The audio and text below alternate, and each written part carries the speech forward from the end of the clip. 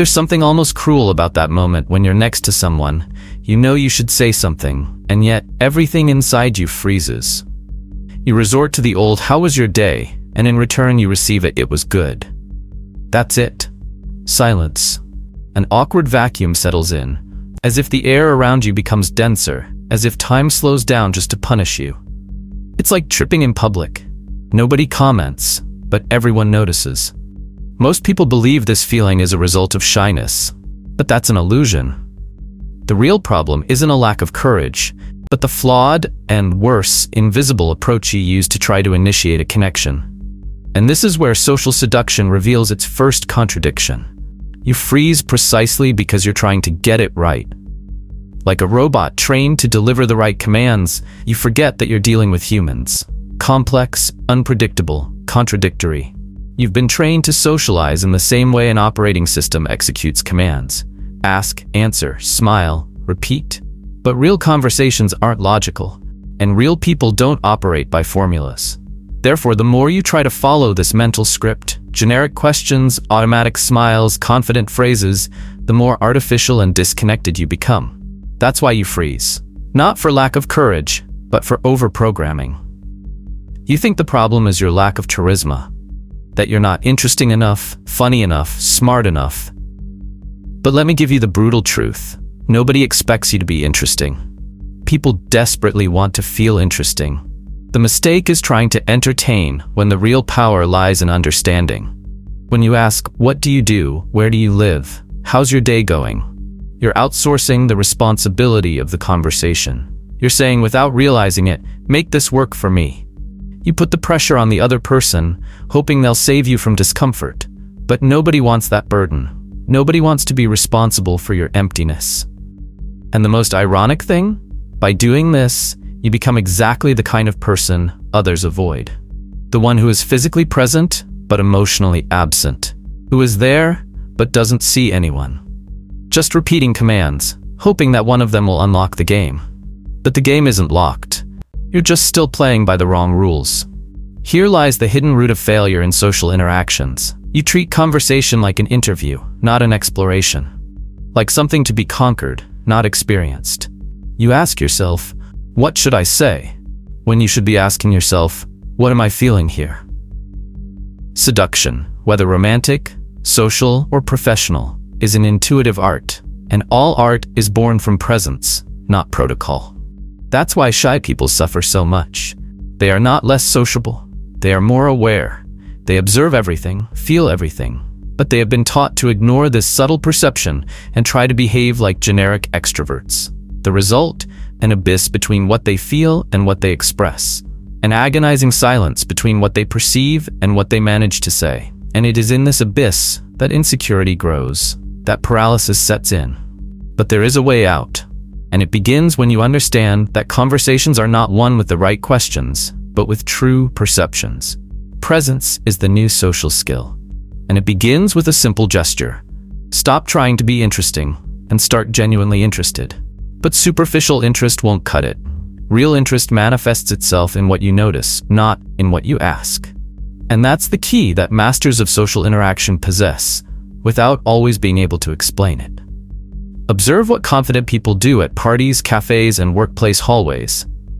They don't start conversations by asking questions. They start by noticing. This coffee smells like Monday. That jacket looks like it's been through some good stories.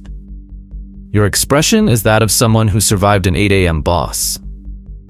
These aren't questions, they're mirrors, where the other person sees themselves unexpectedly. And that changes everything, because then something fascinating happens. When noticed with precision and lightness, the other person relaxes, opens up, feels that they're not being interrogated, but recognized. And when someone feels seen, you create not only connection, but trust. A trust that is born effortlessly because it wasn't forced by questions, but awakened by genuine attention. Most conversations are forgettable because they stem from anxiety. But memorable conversations, the ones you carry in your memory for weeks, arise from carefree curiosity. And the curious person never starts with, "What do you do?" They start with, "What you're doing tells me something." That's the turning point. That's the inflection point. Abandoning interview mode and entering exploration mode. replacing the desire to be right with the willingness to perceive, trading the impulse to ask for the art of observing. And that's where the conversation begins, not with words, but with presence. Have you ever noticed how some people enter a room and without apparent effort, all conversations begin to revolve around them? They aren't necessarily the most beautiful, nor the funniest, and often not even the most talkative. But there's something about their presence, something subtle and irresistible, that transforms them into social magnets. And the question no one asks, but everyone should, is, what exactly are they doing? The answer isn't in what they say, but in how they look. Magnetic people don't dominate the environment because they are socially gifted. They dominate because they have learned an invisible language, the language of intentional observation. They see what no one else sees, and they transform that into words that create connection, not as someone seeking applause, but as someone inviting the other to reveal themselves. Returning to the previous idea, you don't need to be interesting, you need to be interested. But what does it mean to be truly interested? Herein lies the stark difference between what shy people do and what confident people execute with mastery. The shy person observes deeply, but doesn't translate that observation into action. The confident person observes intentionally and communicates that observation provocatively. And that changes everything. Think of a conversation like a campfire. Most people arrive with buckets of water, predictable questions, neutral phrases, forgettable comments. The magnetic person, however, arrives with dry wood, phrases that ignite the imagination, spark stories, and create human warmth. But this wood has 3 exact components, and each one is a golden key for those who want to leave the world of lukewarm interactions and enter the realm of unforgettable ones. The first component is specificity. Everything that is generic dies. Everything that is specific lives. Don't say nice shoes, say those shoes look ready to run from a zombie apocalypse. Don't say you look tired, say you look like someone who discovered the coffee was decaf, too late. Specificity works because it reveals attention. It reveals that you really saw the other person. You're not just going through the motions, you're reading the signs, absorbing the nuances, and that in a superficial world is a relief. The second component is what we call subtle exaggeration. It's the spice that transforms the obvious into something memorable. But we're not talking about forced comedic exaggeration. We're talking about a light, almost imperceptible dramatization that gives flavor to the phrase. An exaggeration that works like the sparkle in the eyes of someone telling a good story. When you say, for example, "This backpack looks like it belongs to someone who's seen more countries than I have," you're creating a universe in 3 seconds. It's unexpected, but real. And this touch of intelligent humor breaks down defenses. It enchants. The third element, perhaps the most powerful of all, is the implicit story. What you observe should suggest that there's something more. A backpack full of stickers isn't just a backpack, it's a walking narrative. A tired look isn't just tiredness, it could be surviving, a project, a boss, a night out. When you hint that there's a plot, the other person feels an almost instinctive need to complete the story.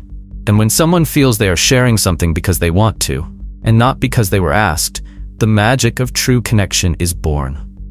These 3 elements, specificity, subtle exaggeration, and implicit storytelling, are the secret code to charming interactions. And when you master this code, something almost mystical happens. You begin to converse with people's layers, not their surface. But be warned, this requires sensitivity. Because even if the content of the observation is magnetic, the tone needs to be light. Nothing is worse than someone trying to be interesting and sounding like a character. The secret is naturalness. It's being so present in the interaction that the comment seems inevitable, not rehearsed. Let's make this practical. Imagine you're in a bookstore. You see someone holding 3 books of completely different genres: a political thriller, a historical novel, and a meditation guide. Instead of asking, "Do you like to read?" you comment, "This book combo seems like the perfect recipe for winning someone over, escaping, and becoming enlightened all in the same week." See what happened here. You were specific, you mentioned the genres, you exaggerated slightly, the hyperbole of the intense week, and you suggested an implicit story, the idea that there's a motivation behind this selection. That sentence in less than 10 seconds opens a playful conversation. You didn't force anything. You offered a creative interpretation of reality, and the other person can engage or not. But if they do so willingly. Because you didn't impose a question, you created a space. And the truth is, people are desperate for these spaces. We live in an age of performance, where everyone feels observed, judged, analyzed. When you manage to transform that stage into a light, curious, and respectful playing field, you stand out. Because you don't demand performance. You create presence, and that's magnetic. Often, the person who most impacts a room isn't the one who speaks the loudest, but the one who knows how to say the right phrase at the exact moment, with a perfect combination of detail, lightness, and suggestion. It's as if she has a different lens through which to see the world, and this lens isn't a gift. It's a practice. A choice. You can start practicing now. The first exercise is the 5 details challenge. Whenever you're in a room with people, identify 5 elements that no one else would comment on. It could be the type of keychain, the way someone holds their cell phone, the way their shoes are tied. The second step is to play at giving names to these observations. Create stories for what you see. Exaggerate slightly, give context, transform the ordinary into the extraordinary. And most importantly, speak, share, put it into words. Because perception without expression is just contemplation. The power lies in communicating what you perceive. And here comes another fundamental point. By making magnetic observations, you assume a role that few dare to assume, that of narrator of the present moment. You become the person who offers meaning, who colors the scene, who gives new perspectives. And this puts you in a position of social leadership, not in an authoritarian sense, but in a more subtle and powerful sense, that of someone who guides the energy of the environment. Machiavelli said that a leader's power lies in knowing how to control not only actions but narratives. And in the social field, whoever dominates the narrative of the conversation dominates the space of connection. It's not about manipulation. It's about shaping atmospheres, creating universes where the other wants to be. Of course, all of this requires practice and humility. Not every observation will work. Sometimes the other person will react coldly. But that's not failure, it's fine-tuning. Conversations are dances, not duels. And a good dancer knows when to speed up, when to slow down, when to twirl, and when to simply be silent and smile. You begin to realize that being magnetic isn't about always getting it right, but about trying with elegance. And social elegance lies in making the other person feel comfortable, even when you dare. It's about showing, through words, that you care about seeing more than the obvious. When you incorporate this formula, specificity, subtle exaggeration, implicit story, your conversations cease to be random and become experiences. Moments that linger, words that resonate. And that, in a world saturated with shallow interactions, is a rare form of power. Have you ever noticed that the best tools are almost always the simplest? The doorknob that opens the door, the key that starts the car, and, in the social universe, the phrase that opens the other person up. 3 words.